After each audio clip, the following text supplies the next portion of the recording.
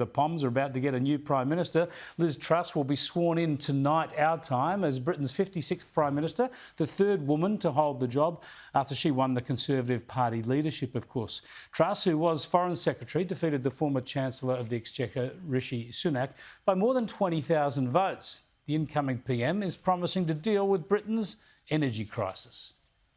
I will deliver on the energy crisis, dealing with people's energy bills, but also dealing with the long-term issues we have on energy supply.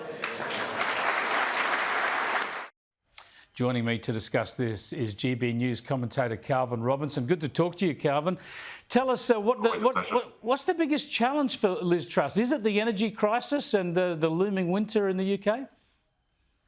The energy crisis is part of it, but there's a bigger issue at play here. It's the cost of living crisis as a whole, or as we call it over here, the cost of lockdown crisis. Because many of us were saying 2 years ago that if you plunge the whole economy into a freeze for months on end, there will be a price to pay. And now we're seeing that price. And as of next month, as of October, energy prices are going up to the point where a lot of people are not going to be able to afford them anymore. We're going up to thousands of pounds per year per household.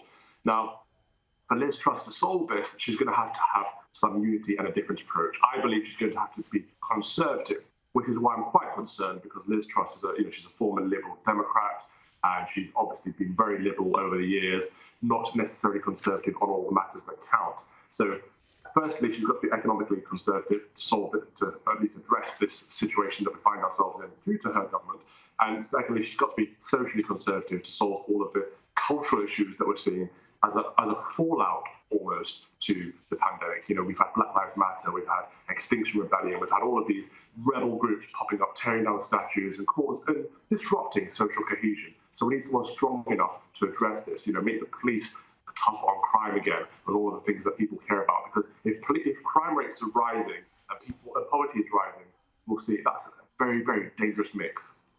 Yeah, let me just show you some of what she said about her predecessor, about Boris Johnson, because I think it draws an interesting contrast. Have a look. Boris, you got Brexit done. You crushed Jeremy Corbyn. You rolled out the vaccine and you stood up to Vladimir Putin. You were admired from Kiev to Carlisle.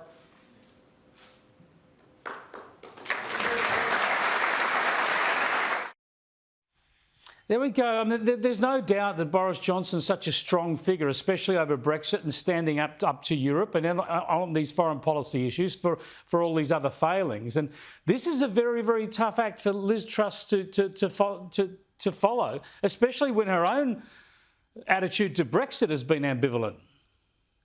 Yes, it is a difficult act to follow, but that's by design. And this is actually the fundamental problem of the Conservative Party, in that Boris Johnson was a strong figure, and all around him, the latest intake, the 2019 intake of MPs, are quite mild and meek, and they're the type that will follow the party line, because that's the type of MP that they recruit. They want people that won't challenge them. And I think if Liz Truss wants to be stronger than Boris Johnson, she has to break free from that. And what will be very telling, actually, is what she does with Kemi. Because Kemi Badenoch was the most popular candidate on the grassroots of the party throughout the campaign. She's the most popular candidate in the country. People wanted Kemi Badenoch. She didn't get through because of the way the system is stitched up. Yeah. The parliamentarians have a wider say in the membership of the party. But Liz Truss has promised Kemi Badenoch a place in the cabinet. Now, if she puts her somewhere like trade, for example, we'll know that Liz Truss is keeping her competitors out of arm's reach. She's preventing herself from being challenged, and she wants to look good. Now, if she gives Kemi Badenoch a cabinet position like education, we'll know that she's taking on board the strongest talent around her, using them to her advantage, and actually wants to be a strong leader. Now, I fear she's not going to give Kemi education. I fear she's going to give her something like trade, which will say she's going to be a weaker Prime Minister than Boris Johnson. Liz Truss always wants to appear like she's Margaret Thatcher, just in the same way that Boris Johnson wanted to appear like he was Winston Churchill. But it's the actions, not the words, that are important. Yes, indeed. You want to look for that Abraham Lincoln team of rivals. Not many of them are strong enough to do that. Thanks for joining us, Calvin. I appreciate your insights. Calvin Robinson there on the upheaval in the UK. We'll see how Liz Truss goes. Hey, it's going to be interesting to see what happens to Boris Johnson too. I've got a feeling we'll hear more from him in the future, but in what role, time will tell, hey.